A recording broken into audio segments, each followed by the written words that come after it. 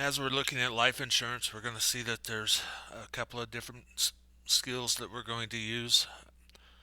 In the first, we're going to do much like we just did with hazard insurance. We're going to use the premium minus the probability of an event happening times the payout that the insurance company would have to pay, and subtracting that from the premium to find the value that the insurance company is making, and then we're going to pass that on to find out what's going to be made for a certain number of policies.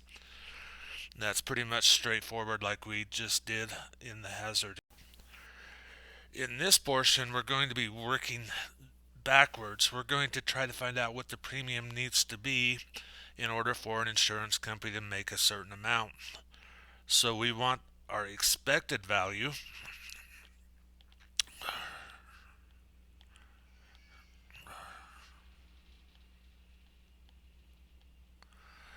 is going to be equal to our probability of the event happening times the premium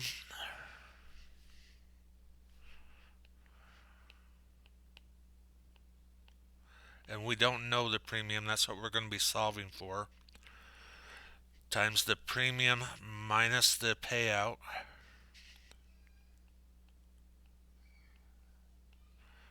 So again, we're going to distribute that.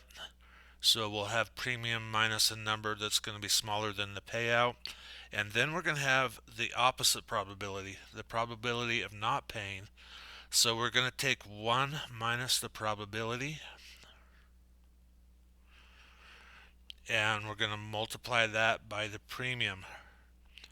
What this will set up is that when we solve the equation and get the multiplying out, we'll have one premium because this will add up with this problem over here to have one premium, and then we'll have a number that's being subtracted that we'll have to add to the other side to find the value of the premium to charge.